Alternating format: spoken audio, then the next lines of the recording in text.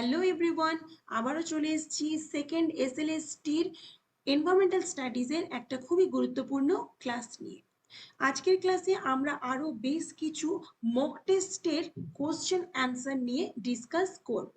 তো যারা যারা এই বছর সেপ্টেম্বর মাসে এনভায়রনমেন্টাল স্টাডিজের ওপর এসএলএসটিতে বসছো, প্রিপারেশন নিচ্ছ, তারা অবশ্যই কিন্তু এই কোশ্চেনগুলো আমার ফলো করো, তাহলে কিন্তু অনেক বেশি হেল্প হবে। প্রথমে কোশ্চেনটা হচ্ছে, ভারতীয় বন্যপ্রাণী সুরক্ষা আইন কত সালে কার্যকর করা হয়েছিল? 1970, 71, 72 নাকি 74? সঠিক অ্যান্সারটি হলো 1972। ওকে। সিংহ পাওয়া যায় কোন অরণ্যে? গির অরণ্য, পশ্চিমঘাট, সুন্দরবন নাকি বক্সা বন? সঠিক অ্যান্সারটি হলো সিংহ পাওয়া যায় গির অরণ্যে। একশৃঙ্গ গন্ডার সংরক্ষণের সাথে সম্পর্কিত জাতীয় উদ্যান কোনটি? কাজিরাঙ্গা, রণথম্বোর, করবেট নাকি ফুলের উপত্যকা? সঠিক অ্যান্সারটি হলো কাজিরাঙ্গা।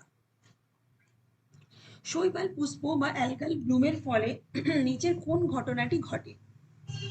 বিশ্ব উষ্ণায়ন, ইউট্রফিকেশন, লবণাক্তকরণ নাকি জৈব চৌম্বকীকরণ? আমরা প্রত্যেকেই জানি অ্যালগাল ব্লুম, যেটাকে শৈবাল পুষ্প বলে, অবশ্যই কিন্তু আমাদের পুকুরে যখন ইউট্রফিকেশন হয় তার ফলে কিন্তু ঘটে থাকে। সঠিক অ্যান্সারটি হলো ইউট্রফিকেশন। ভূমিকম্পের মাত্রা পরিমাপে নিচের কোন যন্ত্রটি ব্যবহার করা হয়? ব্যারোমিটার, ভূমিকম্প পরিমাপক, অ্যানিমোমিটার, থার্মোমিটার? সঠিক অ্যান্সারটি হলো ভূমিকম্প পরিমাপক। লাল তালিকা বা রেড ডাটা বুক কে প্রকাশ করেন? WWF, IUCN, MAB নাকি IBWL?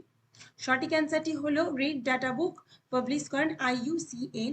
এখান থেকে এই যে চারটা অপশন রয়েছে, এই চারটা অপশনের ফুল ফর্ম কিন্তু তোমাদের অবশ্যই জেনে রাখতে হবে, এবং এই অপশনগুলো মানে এই যে ফুল ফর্মগুলো এগুলো তোমরা পেয়ে যাবে আমাদের বেঙ্গলি একাডেমির তরফ থেকে।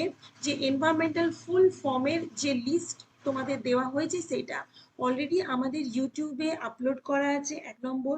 আর 2 নম্বর, যারা যারা আমাদের কাছ থেকে 10টা মডিউলই নিয়েছো তাদেরকে আমরা এক্সট্রা বেনিফিট হিসেবে এই সমস্ত কিন্তু নোটসগুলো পাঠিয়ে দিচ্ছি, যেখান থেকে তোমরা যত ধরনের এনভায়রনমেন্টাল ফুল ফর্মগুলো হয় এগুলো পেয়ে যাবে। তো যারা যারা নিতে চাইছো, ওপরে স্ক্রিনে মেনশন করা কিন্তু অবশ্যই এই ফোন নাম্বারটা হোয়াটসঅ্যাপ নাম্বার, এখানে ফোন অথবা কল করে এই হোয়াটসঅ্যাপ করে জেনে নিতে পারো কিভাবে এই সমস্ত নোটসগুলো 10টা মডিউল বা এই তোমরা প্র্যাকটিস সেটগুলো পাবে। নেক্সট কোশ্চেন হলো, জল দূষণের কারণে সৃষ্ট নয় এমন নিচের কোন রোগটি? জন্ডিস, কলেরা, এইডস নাকি আমাশয়? সঠিক উত্তরটি হলো এইডস।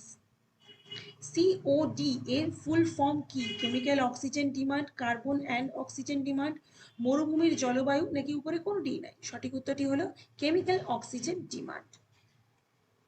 ভারতের কোন অঞ্চলে অত্যন্ত বিপন্ন প্রজাতির লাল পান্ডা পাওয়া যায়?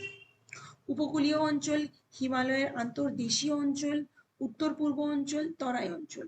সঠিক উত্তরটি হলো উত্তর পূর্ব হিমালয়। এশিয়ান হাতি এখনো বিপন্ন কারণ এটিকে নিচের এই কোনটার জন্য হত্যা করা হয়েছে?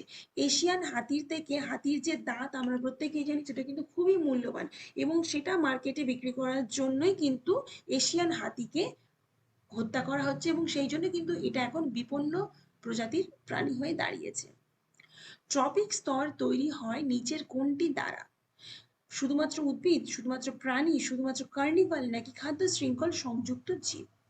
একটা যে খাদ্য শৃঙ্খল তৈরি হয়, সেই খাদ্য শৃঙ্খলের মধ্যে তার মধ্যে যে জীবগুলো থাকে তাদের দ্বারাই কিন্তু ট্রপিক স্তর তৈরি হয়ে থাকে, যেখানে প্রাণীও থাকবে, জীবও থাকবে, সমস্ত কিছুই থাকবে।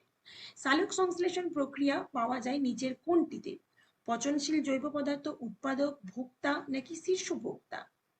আমরা জানি সবুজ উদ্ভিদ তারাই হচ্ছে প্রডিউসার, তারাই হচ্ছে উৎপাদক, তো খুব স্বাভাবিকভাবে সালোক সংশ্লেষ প্রক্রিয়া কিন্তু উৎপাদকেই হয়ে থাকবে। নিচের কোনটি বায়ু দূষণকারী পদার্থ নয়? ধোঁয়া, carbon dioxide, nitrogen, sulphur dioxide? আমরা জানি নাইট্রোজেন বাদে এখানে বাকি তিনটেই হচ্ছে কিন্তু বায়ু দূষণকারী পদার্থ। তাহলে বায়ু দূষণকারী পদার্থ নয় কোনটা? নাইট্রোজেন। ওকে।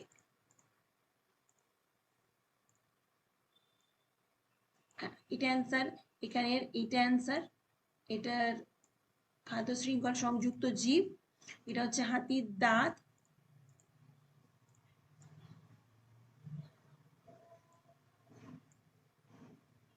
ওকে, ঠিক আছে।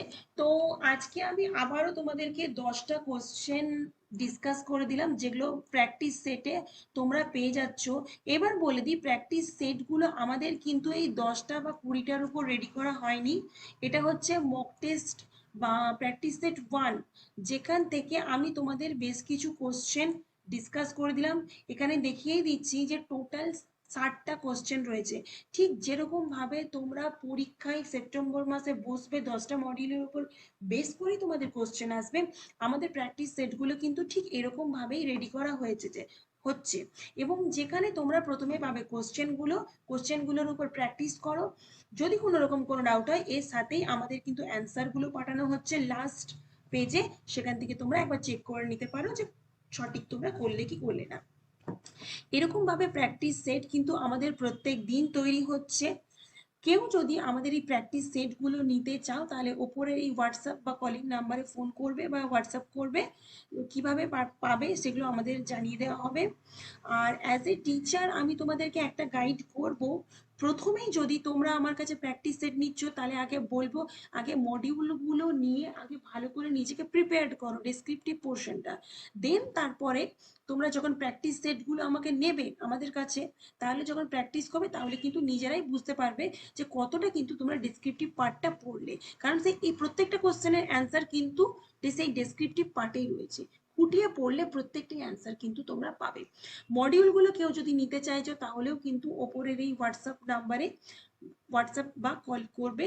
আমরা তোমাদেরকে বলে দেবো কিভাবে তোমরা এই নোটসগুলো এবং তার সাথে সাথে প্র্যাকটিস সেটগুলো পাবে। আই হোপ যে আজকের ভিডিওটা তোমাদের একটু হলেও হেল্পফুল বলে মনে হয়েছে। যদি কোনো কোয়ারিজ থাকে, নিচের কমেন্ট সেকশনে, হোয়াটসঅ্যাপে অথবা মেল আইডিতে আমাদেরকে মেল করতে পারো। আমরা অবশ্যই শীঘ্রই চেষ্টা করব তোমাদেরকে হেল্প করার বা রেসপন্স করার। Thank you so much.